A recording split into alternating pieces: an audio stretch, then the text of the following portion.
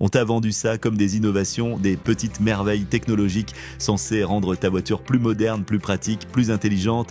Mais la réalité, c'est que certaines de ces fonctionnalités soi-disant futuristes ruinent discrètement ta voiture. Et quand tu t'en rends compte, il est déjà trop tard. Batterie grillée, moteur fragilisé, système qui bug en pleine autoroute. Dans cette vidéo, on te dévoile 10 gadgets ultra courants qui rendent ta voiture moins fiable, plus fragile et surtout plus chère à entretenir. Et spoiler, certains sont déjà retirés des modèles 2025 tellement ils posaient problème. Tu veux éviter les mauvaises surprises et les factures à 4 chiffres? Alors reste bien jusqu'à la fin. On commence direct avec un système que tu as sûrement activé sans le savoir dès qu'il tue ton moteur à petit feu. 1. Le système Start and Stop automatique. Bonne idée, mauvaise exécution. En théorie, ça semble malin, couper le moteur à chaque feu rouge, c'est bon pour l'environnement, non? Sauf qu'en pratique, c'est une catastrophe pour ta mécanique. À chaque redémarrage, le système pompe dans ta batterie qui s'use 40% plus vite, maltraite ton démarreur prévu pour quelques démarrages par jour, pas 30, interrompt la pression d'huile pile au moment où ton moteur en a le plus besoin, à froid ou dans les bouchons. Et tout ça pourquoi? Pas pour toi, mais pour que les constructeurs passent les tests d'homologation en émissions de CO2. Résultat, des batteries AGM ou EFB ultra coûteuses à remplacer, une mécanique qui fatigue plus vite et ce petit moment de latence agaçant au feu vert qui pourrait coûter cher dans une situation d'urgence. Ce système n'a pas été pensé pour améliorer ta conduite, il a été conçu pour améliorer leurs chiffres.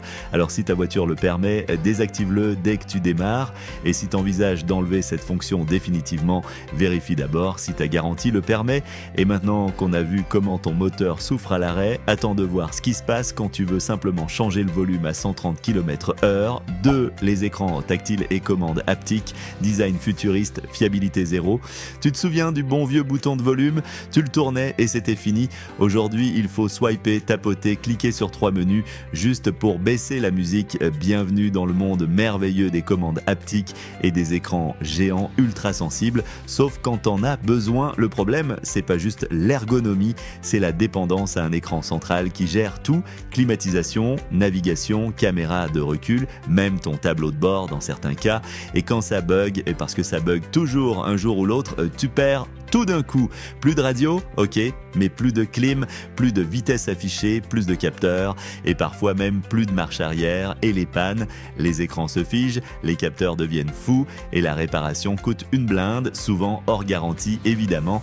Tout ça pourquoi? Pour que ton tableau de bord ait l'air moderne sur une brochure, mais au volant c'est tout sauf pratique. Tu roules à 110, tu veux régler la ventilation, t'as 3 menus à traverser, tu rates ton tap et au lieu de baisser le son, tu changes de destination sur le GPS. Bref, une simple distraction peut vite devenir un moment dangereux. Alors oui, l'écran ça brille, mais ça ne t'aide pas à conduire et si tu crois que c'est le pire, attends de voir ce que les constructeurs ont retiré du coffre pour économiser quelques kilos et te foutre bien dans la galère. 3. Plus de roues de secours, la galère moderne maquillée en innovation. Tu ouvres ton coffre en cas de crevaison et là, surprise, pas de roue de secours. À la place, une bombe anti-crevaison et un mini-compresseur. Voilà ce que les constructeurs appellent aujourd'hui une solution intelligente. Mais soyons clairs, c'est pas une innovation, c'est une économie déguisée.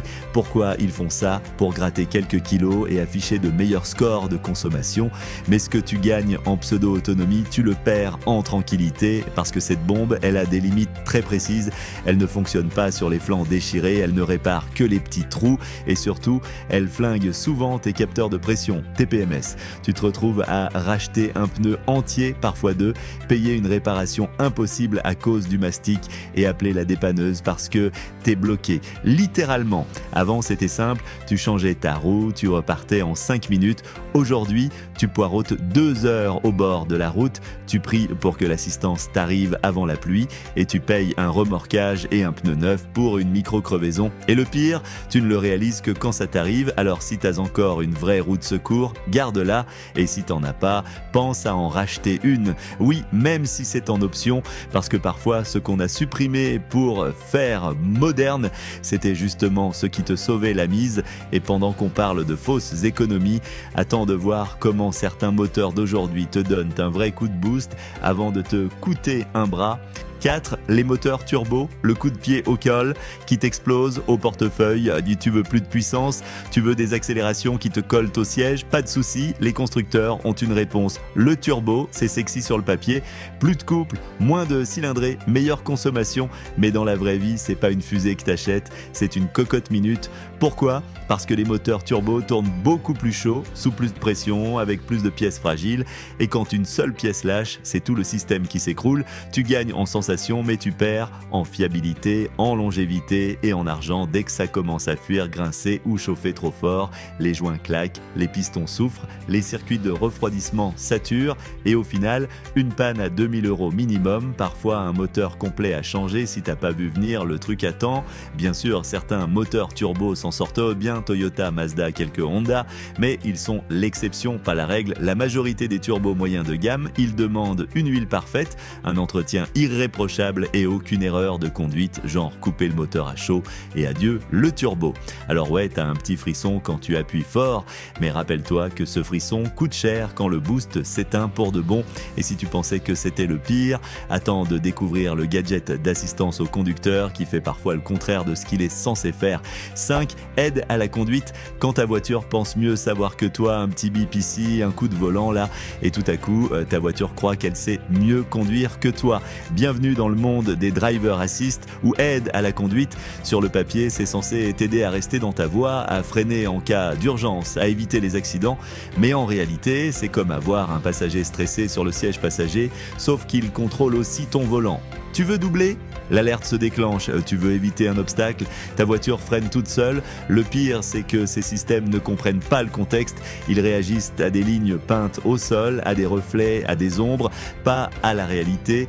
Et quand ça bug, parce que ça bug toujours un jour, ton volant t'arrache la main, le freinage se déclenche en plein rond-point et tu passes plus de temps à te battre avec la voiture qu'à conduire. Mais ce n'est pas tout, les capteurs doivent être recalibrés après chaque choc, changement de pare-brise ou simple entretien. Ça coûte une fortune et certains garages refusent même d'y toucher sans équipement spécifique. Donc oui, c'est cool sur la brochure, mais sur la route, c'est souvent un stress en plus. Et tant que ta voiture ne conduit pas entièrement toute seule, ces aides sont plus gadgets que solutions. Et si tu pensais que c'était déjà trop intrusif, attends de voir ce qui se passe quand ton frein à main devient un bouton électronique qui peut te bloquer net. 6. Le frein de parking électronique. Pratique jusqu'à ce qu'il t'enferme dans ta propre voiture.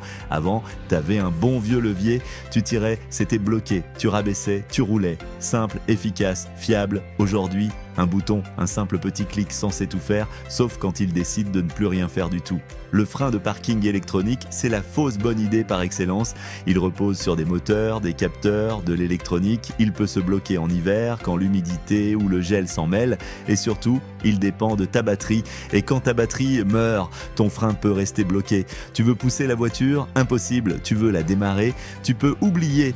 Pire encore, certaines voitures refusent de libérer le frein si un capteur pense que t'es mal assis, que la ceinture est mal mise ou qu'il fait trop froid. Et là, le cauchemar commence. Faut appeler un dépanneur, utiliser un outil de réinitialisation spéciale, parfois désosser la moquette pour accéder au système manuellement, et tout ça pour remplacer une pièce qui ne tombait jamais en panne avant. Les garages. Certains refusent même d'y toucher s'ils n'ont pas le logiciel constructeur. Moralité, ce qui était un geste de sécurité immédiat est devenu une prise d'otage électronique. Alors ouais, ça fait moderne, mais parfois ce sont les trucs les plus simples qui marchent le mieux. Et justement, parlons maintenant d'un système avancé qui te promet des passages de vitesse fluide, mais qui en ville transforme ta voiture en danseuse hésitante.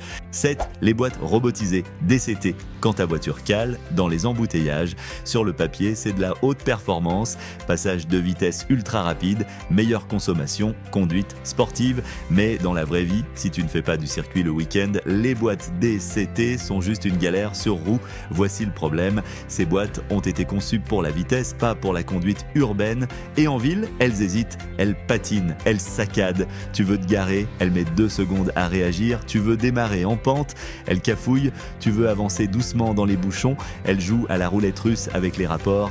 Et le plus flippant, c'est quand elle décroche à basse vitesse, te laissant figé au milieu d'un rond-point ou d'un créneau. Mais le vrai souci, c'est pas juste le confort, c'est la fiabilité. Les boîtes DCT sont complexes, bourrées d'électronique et quasiment impossibles à réparer soi-même. Et quand ça casse, spoiler, ça finit presque toujours par casser, tu peux dire adieu à ton budget vacances. Une nouvelle boîte DCT coûte entre 1500 et 3500 €, parfois plus selon le modèle. Alors oui, certains passionnés de conduite adorent, mais pour 99% des conducteurs, c'est juste de la complexité en plus, sans réel gain au quotidien.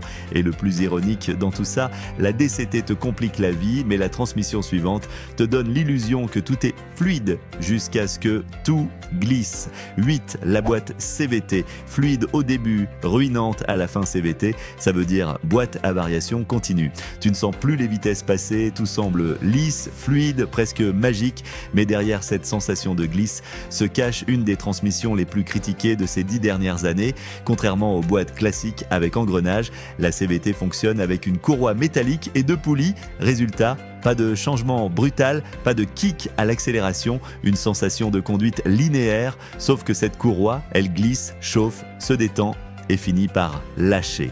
Et là, tu n'as pas un petit problème de boîte, tu as une boîte morte. Voici ce qui t'attend quand ça part en vrille. Délai de réponse à l'accélération, tremblement au démarrage, perte de puissance et parfois plus rien ne bouge. Et quand ça casse, bonne chance, c'est quasiment irréparable. Le remplacement coûte une fortune et les pièces sont rares et spécifiques. Certains constructeurs ont progressé, Toyota, Honda, mais d'autres comme Nissan avec ses CVT Jatco ont traîné une réputation désastreuse pendant des années.